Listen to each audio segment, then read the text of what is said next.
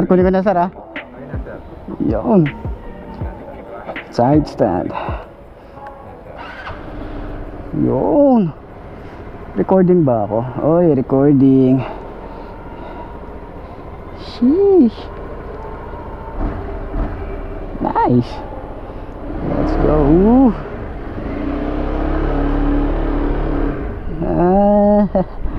Sheesh. Wow, mabait tong motor na to ha.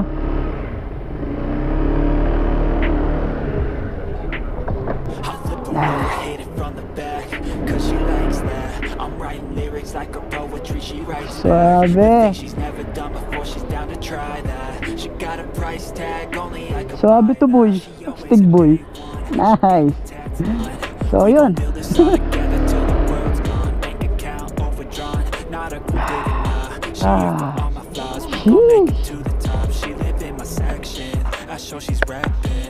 So ayun, paano ba yan? Umpisahan na natin yung walk around para dito. Ayos na, ayos siya. So what's up, kamusta? Ayos ba tayo dyan? So nandito tayo ngayon sa may Fecon warehouse. Kita nyo naman sa likod ko, di ba? So update ko kayo dito sa motor na to. Ano nga ba to? Ito yung FKM Sleek 150. So walk around na natin etong motor na to. Ayos na, ayos yan. Look her body up and down, got me obsessing. I took her in some pieces, we picked them up on the weekend. Tequila, we keep on drinking till our bodies do the thinking. The mattress is always sinking, the headboard is always squeaking. She gives me all of the feelings, I think I began the healing. We're switching up our positions, my baby is on a mission. She always got my permission to do whatever she wishing. She dressing up like a kid and she be my only addiction. And when she... So ayan, nandito ulit tayo sa may Fecon, sa may warehouse nila, no? So napagbigyan tayo na i-features ulit yung kanilang mga motorcycle. So mabibili nyo nga pala ito sa mga dealer na ipopost ko na lang kung saan nyo mabibili itong Sleek 150 at yung iba pang unit na meron si Fecon or FKM. So walk around na natin para at least ma-update ko kayo sa price niya, okay? And umpisa na natin yung ating walk around. So ayan, meron tayo ritong windshield. Ito yung kanyang windscreen. And yung itsura niya pala dito ay pa-faded siya. Kulay black and then faded. And then clear na tayo rito. So medyo mataas yung datingan ng ating windshield dito. And meron tayong open park dito para yung hangin tuloy-tuloy lang. Then naka-LED tayo rito. Split type yung kanyang headlight. And then yung kanyang park light. Signal light is LED rin. And aggressive yung kanyang itsura motorcycle. So meron tayong 150 na emblem dito sa side. Meron tayong parang carbon fiber finish dito, may mga lining, may mga edges din tayo rito. Then yung front fender nya bulky rin tingnan, tapos maganda yung itsura dito.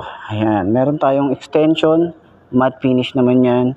Meron tayong carbon fiber finish dito, meron tayong ABS dito sa harap at sa likod meron din. So naka mugs and naka tubeless na rin tayo rito. Ang size dito 180 by 14. So naka single disc brake tayo rito, wavy design. Yung naka dual pot caliper tayo rito. Ito yung itsura niya. Tapos naka CST na rin yan. Meron tayong gulay board dito and then extension ng paa hanggang dito. Kaya mas komportable sa biyahe. And then maganda yung style niya rito. So dito nga pala yung ating battery. Ayan, dyan sa part na to. Meron tayo ritong parang carbon fiber finish. Yung ating foot pegs na stylish yung datingan, tsaka malapad siya. And ito naman sa kanya side stand is meron tayong kill switch dito. So meron tayong utility hook dito. Meron tayong USB port dito. So cord na lang yung kailangan. And then dito sa loob, push natin yan. Yan. So meron tayong kill switch dito at meron din tayong cigarette dito, cigarette type din. Ayan. So mga may hilig dyan mag-vape or charge, pwede rin kayo dyan. Sa handlebar, naka-naked handlebar tayo rito. Then yung itsura, napaka-premium. Napakaganda ng paint job dito. Meron siya mga glitter effect. And sa ating switches, gusto ko yung switches niya, napaka-premium ng datingan. Meron tayong hazard, kill switch on and off ng kanyang park light, headlight, and off, and electric starter. So yung lever natin dito, and adjustable yung kanyang lever. Side by side naman yan, no? So, pag press natin yan, napaka-smooth lang din. Yung kanyang grip, magandang hawakan yung grip niya, medyo payat lang. Tapos yung throttle, sobrang smooth. And then, maganda yung part dito. Sa pinakadulo niya is, ano siya, metal. Ayan, oh. So, dito naman sa side, meron din tayo rito flasher, high and low, signal light, and busina. So, meron din tayo rito brake lock para sa kanyang lever. Yun, oh. Yung ating side mirror, and then design niya, and then malapad siya. Yan o, kasi laki ng ating kamay. So, maganda yan, kasi kita natin yung nasa likod natin. Sa kanyang panel gauge, ayan, on natin. Yun o. Pag ano natin yan, makikita natin, nakahazard tayo rito. Tapos mapapansin natin, tumutunog siya. Tayo natin. Ayan, signal light. Left and right. Then, meron siyang ABS dito. Tapos dito, engine check. Then, meron tayong speedometer. Dito naman, yung ano niya, yung kilometer niya. Meron tayong oras, o yung clock niya rito. And then, yung fuel. Ayan, off natin. Mamaya, pakita natin yung ilaw. Sa upuan, napaka-premium ng upuan niya. Ayan yung dating ano. Meron tayong mga stitches dito. May FKM dito sa bandang dulo. Then, yung lambot, yung kapal ng ating foam. You know, makapal, sobrang kapal niya. Tapos meron tayong design dito na parang pinagtabasan. Dito rin sa side na to. Ayan, dito rin sa side. Meron din siyang stitches dito. Yung ating compartment. At least kahit pa paano meron tayong mapaglalagyan dito. Hindi naman siya ganun kalaki, pero kahit pa paano. Tapos yung kanyang itsura ng ating fuel. So, meron tayong helmet hook dito. Yan. So, hindi nyo na kailangan bumili pa ng bracket para sa top box nyo. Meron na tayong nakaabang dito. And then, maganda yung paint job para dito. Meron tayong mga glitter effect dito eh.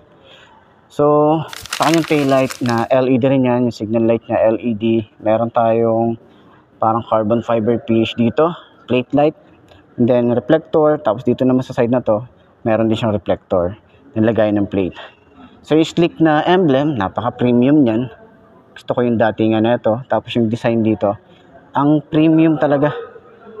Then naka dual shock tayo rito, adjustable. Meron tayong tire hugger. Yung kanyang panggilid, meron tayo ritong FPM na nakalagay, 4 valve and liquid cooled. Then wala tayo ritong kickstart. So naka-mugs din tayo rito. And yung ating brand ng tires niya is CST din. Same nung sa harap. At yung size dito is 120/70 by 14. Ito yung itsura ng ating radiator. Meron natin siyang radiator cover. Yung ating exhaust na stylish at bulking tingnan. So, meron din tayo ritong ABS and then meron tayong disc brake dito na wavy design. Ayan. So, sound check natin para at least marinig natin.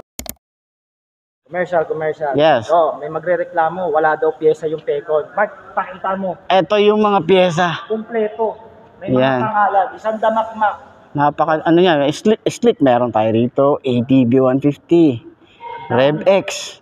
Meron pa dito, ito yung nasa likod natin. Ayan, mga ano din yan, parts din yan. Ayan, halos. Pero ito, naka-knockdown. knockdown to. Ito, assembling pa lang yan, napakadaming nakaano rito. Tapos dun sa likod, meron na silang mga available na parts dyan. Wala kayong problema sa pyesa, no? Yan ito po i-distribute ito sa mga dealers, no, ng Pecon, no? Yes. Kung saang dealers po 'yan, especially sa Carmart. Yes. Yan. So wala ho kayong po problemahin sa pyesa. Baka kasi may magtanong diyan. Unahan na namin. Kanina, nag-sound check ako, wala palang boses eh. Yun. Sheesh. Ang tahimik lang niya. Ganyan pag naka-idle siya. Okay. Bomba natin.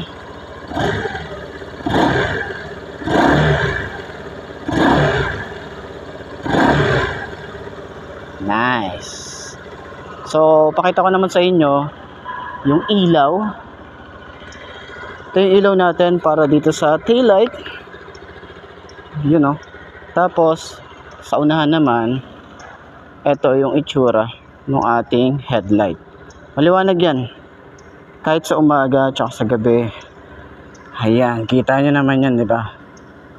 So, pag naka-high beam, tingnan natin pag naka-high beam. Kita nyo yan. Yung maliwanag siya. Flasher. Yun, no? Okay, so off na natin. Kill switch natin. Yan. Addiction, and when she talk, man, I listen. I flip her over, hit it from the back, cause she likes that. I'm writing lyrics like a poetry, she writes back. The things she's never done before, she's down to try that. She got a price tag, only I could buy that. Flipping now she's on her back, cause she likes that. I'm writing lyrics like a poetry, she writes back. The things she's never done before, she's down to try that. She got a price tag, only I could buy that. Find somebody who loves you for you and what you do. You need somebody through and through to make it through. Trust me, I was lost and frostbit, exhausted. The coldness of the dating scene had me nauseous. So ayan, side stand natin para sa 5'2" na kagaya ko. Ganyan na itsura niya kapag naka side stand.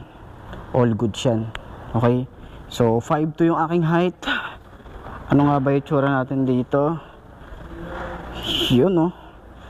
Tingkayad tayo. Hindi, kaya naman i-manage, no? Tingkayad pero all goods yan.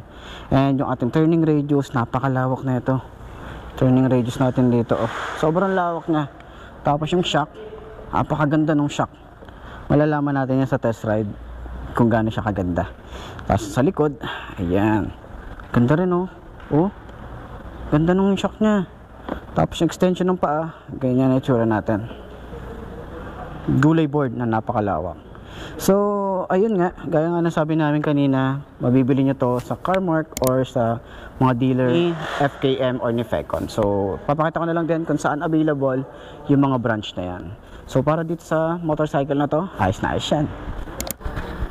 So, ayun na nga mga best, no? Ito na ba ang motor na babagi sa'yo? Kung ito na nga ay marka mo na at mag-subscribe ka na sa aking YouTube channel, i-click mo na rin ang notification bell para updated ka sa lahat ng videos na upload natin. Dito araw-araw, so laging tatandaan, wala sa brand ng motor at tatagal yan. Kung di na sa pag-aalaga mo yan, tatagal yan, ayos na ayos yan. So, kita ka na lang ulit tayo bukas. I'm Mark D. Chow. Maraming salamat sa inyo. Bye-bye! Cause she likes that. I'm writing lyrics like a poetry, she writes back. The things she's never done before, she's down to try that. She got a price tag, only I could buy that.